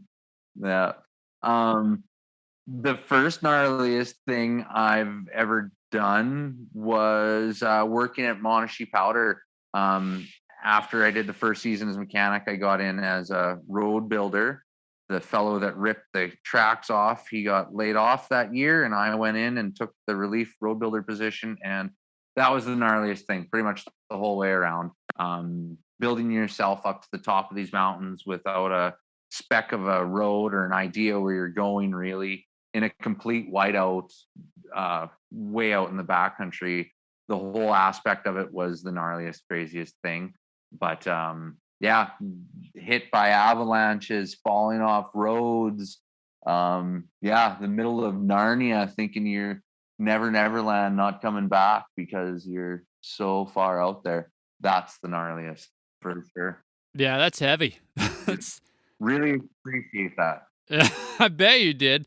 Not to say that that's the best way to train people, make them shit their pants, but what do you think the answer to the other question is? The most memorable experience that defined kind of like your career operating a machine. What would that be? What left the biggest stain on me or biggest impression would just be the opportunity that I was given to be able to build every road, build every cat track, do the terrain park. There wasn't a part in Lake Louise that I didn't put my fingers on and groom out with a cat or, I really felt like I owned Lake Louise by the end of it because I'd put my fingers on every piece of that terrain. And that's what I would take back from those days. I do want to know more about the the road scenario. Like, you had to have been worried about, or maybe you did. Maybe you had a beacon with you, or maybe there was some extensive protocol. But what you had to have been worried about just stepping out of your cat, like every single time. You were worried about it every minute. You know, the minute you left the lodge, you turned on your beacon and you called in every 30 minutes where you were. Like, okay, yeah, I'm still on to Soyuz Mountain. I'm still on West Garnet. You know, like I'm still on, because you'd be out in these spots and you'd be out there for 2, 3, 4 days trying to build a road up to the top of a mountain so that a cat could get in there, drop off guests, and ski the runs. And yeah, it was always a worry. You're always thinking about avalanche. Every morning you'd wake up, you'd go down into that guides meeting. They'd tell you what they're seeing in the snowpack. They'd tell you what they got for new snow, what aspects were wind loaded, sun crust, blah, blah, blah. Like, you'd go through every little bit of what this snow is doing. And then you'd go hop in your snowcat and run out before them to make sure all the roads were open, get to your project and work on it. And yeah, more than once, you'd get hit by a little bit of slough here and there. Or, you know, one time it was just out earlier than everyone else and kind of, hey guys, I think the wind loading was a little stronger than we thought. No, keep pushing. The next thing you know, I have my cab full of snow and it's all setting up on this cat track. So my cat can't move. Like, I'm in concrete of snow on this side hill aspect road. And within 2 seconds of getting hit by this avalanche and my cab being full of snow, I had to think of the idea, like, okay, I've got to get moving. Otherwise I'm really frozen here. You know, so you'd back and forth with the cat until you could wiggle out of it and drive off the road, slide down the pitch and get back onto another road and out of avalanche danger, and call in, shovel off your cat. Oh, crazy. Yeah, keep on going if you can. If you fell off of the road, was there a need for a chainsaw? I gotta ask that. Every day. That was road building every day. There's guys out there, that's their job, to like carry a chainsaw with them, and like, you're getting out there, that's the job, man, get up there. So you would push and you'd figure out ways of wiggling your cat up to the top of the mountain. And yeah, it was absolutely nutty what you'd get these machines to do out in the middle of nowhere.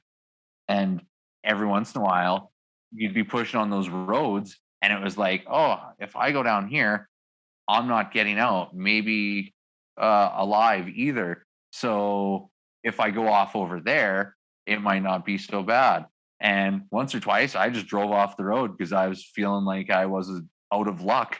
So I'm like, we'll just put the cat off over here. So at least I can get this out of the way, and I'll save my bad luck for over here. You know, like, dude, that would be intense. Stepping out of my cab for a second. I'm gonna go establish this road. I got my shovel with me, maybe my beacon. Yeah, my beacon's working. Like, holy shit, man. Like, that's intense. I'll be right back. Strap on the split board and go and skin up the mountain to go and look, and like, have your radio on. Hey guys, I'm skinning up to the top. I need to check and see if there's any snow, and you're probing the whole way up to see if you've got enough snow to build a road. And yeah. Well, I would have to assume that if there were walking involved, your legs would be in shape after that. Well, the goal was to do as little walking as possible, but yeah, instead of sending it, for sure. I mean, that would be heavy. Yeah, I would have to imagine that I don't know, were you sending it? You may have been sending it, I don't know, but I would have gotten out and been like, yeah, I'm probing this. Anytime that you were in question, the best thing to do is hop out, take a look at it, take a few minutes. You know, the longer you take to look at the situation and think about what's going on, analyze the snow, see the conditions, what time of day, what time of night, like, what's going on here, and to actually stop, think about what you're doing, because it comes back to that rammy operator. You know, well, I just need to get this done. It's 50 more feet, and then bang, avalanche. You know, that's not the goal. The goal is to get home every night. And there's a lot of times you'd be on these roads and you just call and be like, okay, I need 3 people from the lodge, load up on a snowmobile, come on out here, bring shovels, because I can't do this with the cat. We need to shovel this in let it set for a day. I'll come back out here. Hopefully I can do it with the cat tomorrow. Yeah, but why is there this label on it's not cool to be safe? You know, people who preaching safety aren't cool. Why is that? You know, yeah, it's never cool to be the guy talking about safety, but I don't know. It's pretty uncool to be dead. So, dude, that's a really good point. Yeah. That's very well put. You and I talked offline, and there was a quote that you threw at me was, you know, sometimes you got to be wrong 4 times before you're right the 5th. And I think that applies to not necessarily a safety thing, because then you'd only have 1 finger left. But if you were applying that to a diagnosis, then let's talk about operator write-ups, because sometimes that can definitely look like a foreign language on the board, or maybe they're talking to the mechanic. Maybe the operator's talking to the mechanic after the shift and trying to help them troubleshoot the issue. What are your thoughts on that?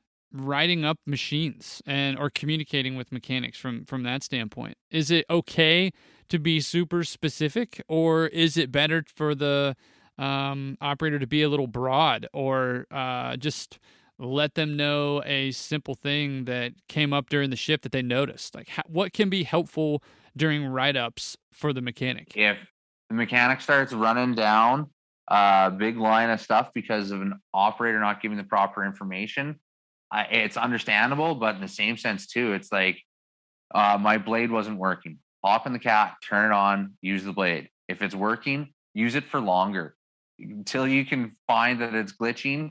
And, you know, I guess you can't spend your whole day just playing with the blade, but in the same sense too, you gotta really put yourself where that operator was to see that problem came up. You know, was it at 12,000 feet that this air intake code went off, or was it at 6,000 where the shop is, or however it works, right? You got to really verify. Operators are definitely going to lead you astray. And that's, I think, a well-known topic for mechanics. Like, don't trust the operator knows exactly what he's talking about, but verify what he was saying.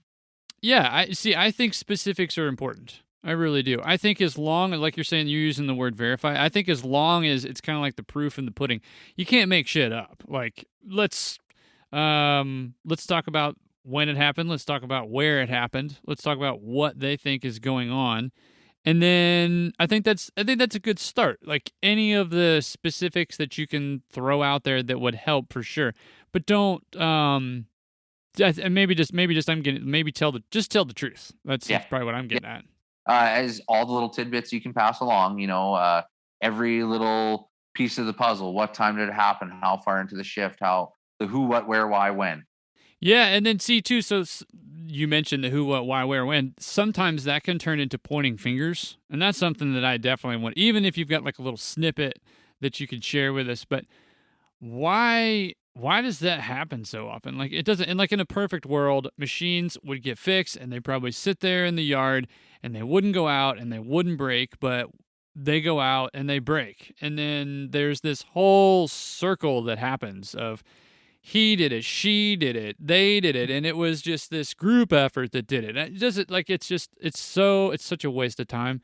Like, machines break. That's just what it boils down to. And like, how do we get past that? Like, how do we get past the pointing fingers game of who broke what and why it's fucking broken? Well, for sure. And that's just the mindset of the person, really, when it comes down to it, because that's just it. If you're in the blame game, then that's exhausting. Like, you know, the way they're talking to you, the way they're handling it. If it was a serious breakdown or like a lot of damage being done and they're not sincere about being sorry, then start down that road. But stuff breaks. It breaks every day. These machines are engineered to be the lightest they can be, you know, without compromising the integrity of the machine. But having said that, there's one way to find out, and that's to make the lightest machine you can and test it as best as you can and put out a product that's not going to be failing. But at the same sense too, you know, 4,000 hours is when a machine's halfway through its life. That's when it's going to show the most problems, right? Yeah, that's another good point too. But you're really going back to like the pre-op, post-op checkouts and how you can be better at those, more diligent at looking at your machine prior to taking it out of the yard, and then when you're done with it too, so that you're writing it up accurately.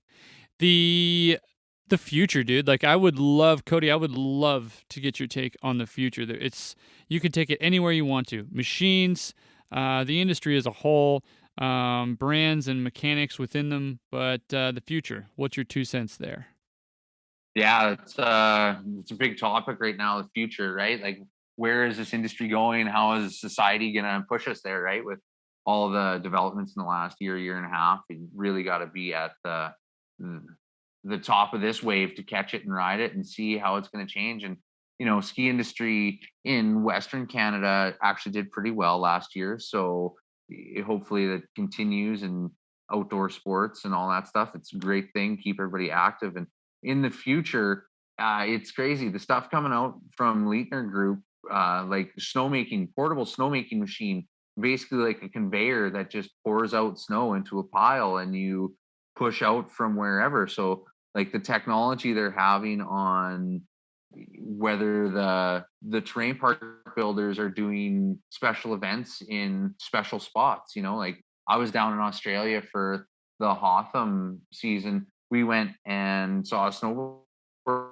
competition in Sydney. So are they going to be able to make enough snow that a big program comes in and sets up a big jump in LA during the summer months or the winter months or something like that, where it's crazy where the future's going with a lot of these big companies. I can't remember the name of the new tech coming out of Prenoth right now with that, but then you get into the cats too. Like hydrogen is quite the release. I was really not expecting that at all. I wasn't expecting Prenoth to drop a hydrogen snowcat this year. It's something I've always played with and dabbled with, whether anyone believes it or not. I've got a little hydrogen generator in the basement right now. It was one of the reasons I got into being a mechanic, was trying to figure out how machines ran and what they could all run off of. And I saw a neat little concept of how to make hydrogen and plug it into your air intake on your car. And I've always wondered since then, what's Prenoth going to do, or what are engine makers going to do, or what are automotive engine makers going to do? Are they going to go hydrogen? And to see Prenoth do it, I was so stoked. Like, honestly, I was sitting on the couch that day. I saw it come out because I'm the biggest snowcat dork in the world, and I was waiting for the release of the Prenoth information. And jumped on the seat, just loving it, because we're getting to the point where carbon going in to the atmosphere for this activity is, it's a big wormhole once again to go down the climate change and direction we're heading, right? But hydrogen is the future. I think that's going to be a big thing once they can refine that machine down, lighten it up a little bit, which is going to happen because all these systems start out as a pilot effort and just trying to see if it's going to work and what's going on. But potentially in the future, with some of these hydrogen concepts, you might be able to just run forever, because you could possibly create your own hydrogen as you're moving. So there's no more running back to the pumps. What's your take on the hydrogen situation compared to the electrical situation? What is that? What's your 2 cents there? Personally, from what I've done and seen and my experience in the industry, our electric game is not up to speed as far as our grid and infrastructure is considered. So pursuing electric drive vehicles, unless they're self-generating power and recharging on the downhills, we're not going to be able to have as much success, in my mind, with electric as we would hydrogen. Dude, I could keep, this is awesome. I love talking about this stuff with you. We have talked a lot about you too. We've talked a lot about you. We've talked a lot about gear. We've talked a lot about equipment. We've talked a lot about shops and mechanics and operators. But You described kind of yourself from listening to you talk as a very opportunistic, aware, passionate individual as an adolescent. And then as a kid, you were, just incredible experiences on the farm. But right now, like, how would you describe yourself outside of the job? Like, take away everything else and what defines you right now. 2 years ago, I wouldn't have been able to answer this question because I don't think I was that far along. I was Snowcats. I am Snowcats. I know people that have me in their contacts as Cody Snowcats. And so that I've heard you ask. You're not in my phone, is that, by the way? I've heard this question throughout your podcast that I've listened to, and the first couple times I heard it, I'm like, ooh, man, that's a tough one. I wonder how these people are going to handle this question, and I now look at it and I'm a farmer. I'm a hobby farmer, and I'm a father and a husband. I know everybody kind of chalked it up to being a family man too. And really, when it comes down to it, that is the biggest thing. I'm a Saskatchewan prairie boy with farming tendencies, and I really enjoy it. I find myself at peace the most when I'm working the dirt and tending to the plants and helping the animals and being that person. And then being able to show my daughters and also, teach my wife a bit because she doesn't know some of it, being brought up in a bit different situation, and she's teaching me some too. So I would definitely go with that. Yeah, I think that's a great answer. And I don't think that it, just because everybody else has said that that's the way that they are and who they are, definitely has no negative effect on you saying that at all. Because you're right. I think when you take away all the aspects of the job, what is around you and who is around you is who you are. And I think I would answer it the same way, man. I know we definitely gave Mandy a shout out earlier and the girls, and I'm the same way. Like, family's important. Family's number one. And my hope is that you definitely project that on the job, and that places you've worked for in the past or present obviously take you very seriously, because that's your number one concern is your family. So, real quick, do you have, anybody you want to shout out or thank for your career, your opportunities, the adventures, or just life in general? Yeah, definitely. Big thank you to my family for the support and always being there and believing in me, even if the idea has been pretty out there and cooked up. I know a lot of times they've questioned my direction, and we came to the end of the destination with these results, which have been very beneficial for our family. Huge shout out to Ruby and Veda, my little girls. They are just the light of my life and the most positive influence on us. And definitely, yeah, just everybody that's been in my career and worked with me over the years. I've learned so much from so many people. And the funny thing is, a lot of times it's from the people you didn't think you're going to learn anything. So it's always the people you think you're teaching something that teach you more at the end of the day. And there's been a few of them, and especially in the last few years, taught me a lot about life and how to balance my life to be a wholesome person for my family. So thank you, everyone. Thank you very much, Parker. I really appreciate the opportunity.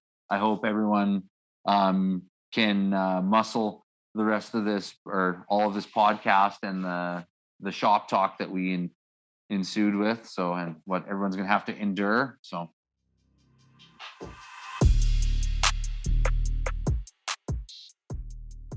Huge thank you to Cody Niebrugge for being this week's Blade Dive episode.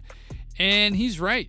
Sometimes it's not necessarily the fourth time that you get things right, but the fifth, based on the information you're given. What are you identifying first? How are you attacking the problem? And how are you being pro about it the whole time?